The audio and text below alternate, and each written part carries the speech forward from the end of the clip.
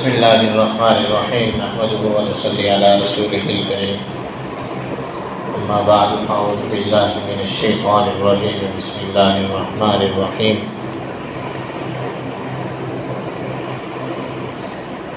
فی قلوبہم مرض فزادہم اللہ مرضا ولہم عذاب علیم بما کانوا یکذبون۔ آیات مبارکہ کے اندر منافقین کے احوال کو بیان فرمایا جا رہا ہے۔ منافقت دو وجہ سے ہوتی ہے، ایک تو ضد اور عناد کی وجہ سے، جیسا کہ کل میں نے گزارش کی تھی، اور یا پھر شک کی وجہ سے، وہم میں بندہ پڑ جائے کہ پتہ نہیں ایسا ہوگا یا نہیں ہوگا، پتہ نہیں یہ ہوگا یا وہ ہوگا، ایسے بندہ خام خواہ تجسس میں پڑا رہے، خام خواہ مختلف قسم کی سوچوں میں پڑا رہے، تو اس کی وجہ سے بندہ منافق ہو جاتا ہے۔ اب منافقت کی دو قسمیں ہیں۔ پہلی قسم وہ عقیدے کے اعتبار سے منافق، یعنی دل کے اندر کفر ہو، ظاہری طور پر اسلام کا دعویٰ کرنے والا ہو، تو یہ منافق اعتقادی منافق کہلاتا ہے، عقیدہ اس کا منافقانہ ہے، اور عملی یہ ہے کہ دل میں ایمان تو ہے لیکن اعمال مسلمانوں والے، مومنین والے اعمال نہیں کرتا، تو یہ عمل کے اعتبار سے منافق کہلائے گا۔ آج کل ہم کسی کو یہ کنفرم نہیں کہہ سکتے کہ یہ بندہ اعتقادی اعتبار سے منافق ہے، کنفرم نہیں کہہ سکتے، دو ہی باتیں، یا مومن یا کافر۔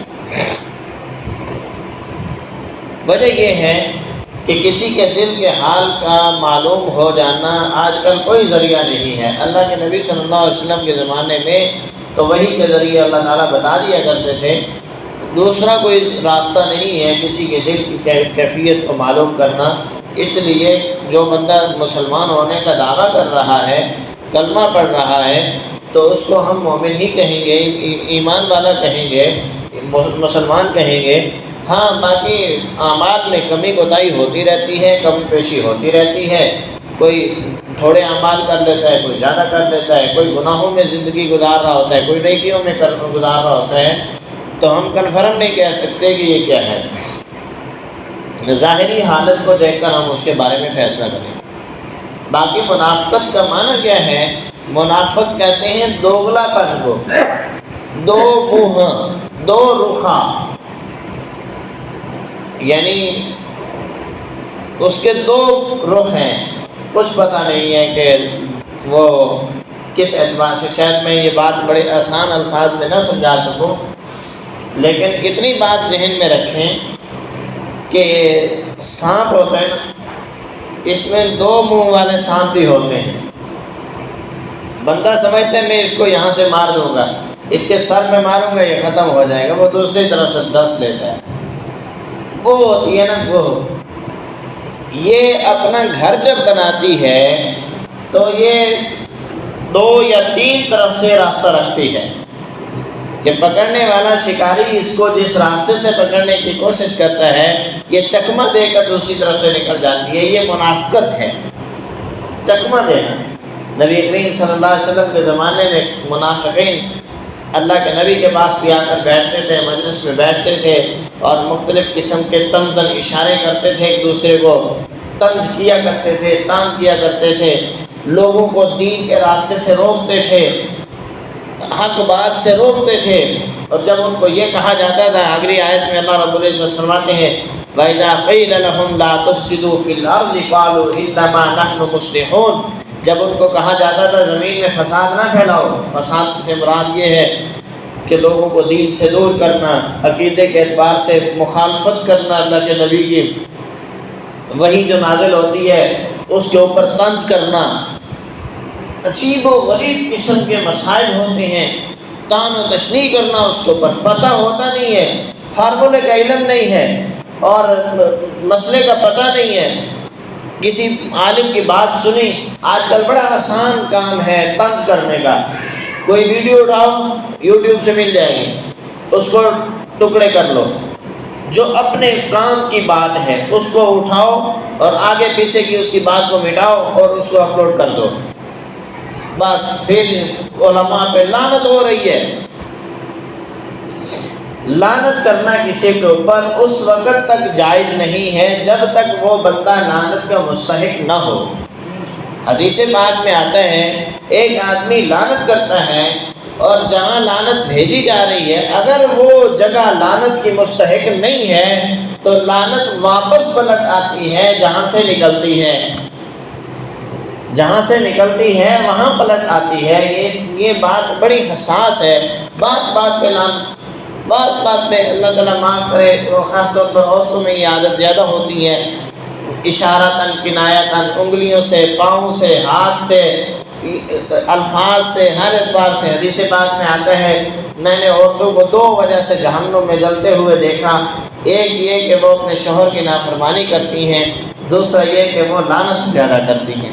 تو ان چیزوں سے بچنے کی ضرورت ہے، لعنت نہیں کرنی چاہیے۔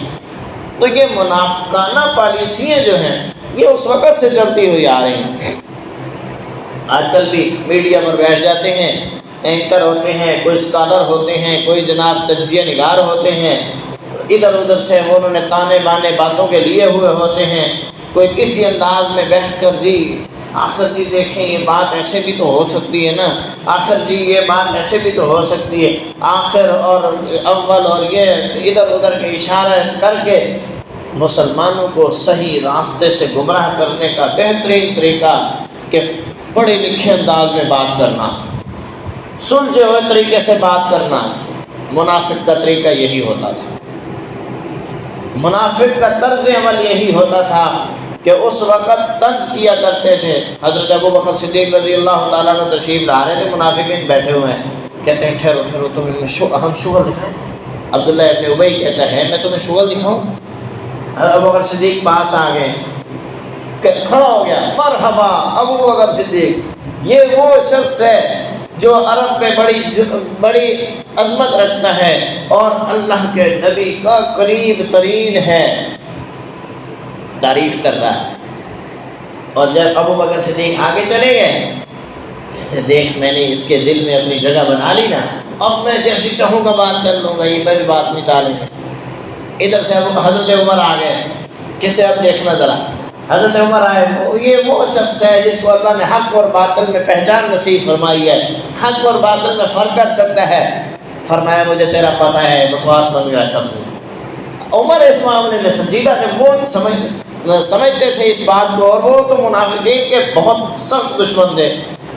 وہ تو اللہ رب العزت نے اس وقت آپ علیہ الصلوۃ والسلام کے ذریعے رکوایا ہوا تھا، نہیں تو منافق تو کوئی بھی زندہ نہ رہتے۔ حضرت عمر کا رویہ یہ ہوتا تھا۔ تو وہ کرنا کیا چاہتا تھا کہ حضرت عمر کے دل میں اپنا مقام رکھے اور کر کے سب تعریف کے انداز میں طنز رہا تھا۔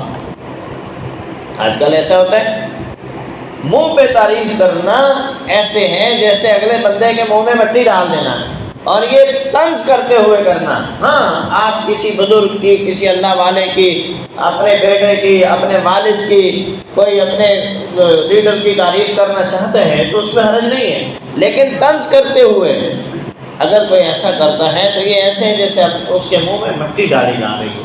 تو یہ فساد ہوتا ہے، فتنہ ہوتا ہے، اپنے آپ کو حق سے دور کرنا، مفاد پرستی کے لیے دوسروں کے قریب ہو جانا، مفاد پرستی کے لیے مخالف گروہ کو کی خوبیوں کو خامیوں کی صورت میں بیان کرنا، ان کی خوبیوں کو برائی کی شکل دے کر بیان کرنا، اور اسی طریقے سے ان کی خوبیوں سے نظر انداز کرتے ہوئے ان کی صرف خامیاں تلاش کرنا، یہ فساد پھیلانے کے قابل ہے۔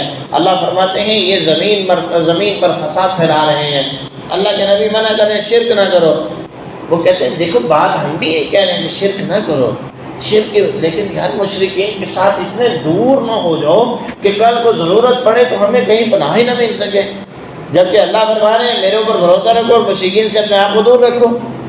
تو یہ فساد کا انداز ہوتا ہے، اور جب ان کو روکا جاتا ہے کہ ان کاموں میں نہ آؤ، ایسا کچھ نہ کرو، کہتے قالوا انما نحن مصلحون، ہم تو فسادی نہیں ہیں، ہم تو امن چاہتے ہیں، ہم تو اصلاح چاہتے ہیں، ہم تو معاشرے کو پرامن بنانا چاہتے ہیں۔ یہ ان کے ہیلے بہانے ہوتے ہیں، یہ ان کا انداز ہوتا ہے لوگوں کے دلوں کو اپنی طرف مائل کرنے کا اور حق سے دور کرنے کا بہترین فارمولہ ہوتا ہے ان کا۔ اللہ رب العزت ہمیں قرآن تعلیمات پر عمل کرنے کی توفیق عطا فرمائے۔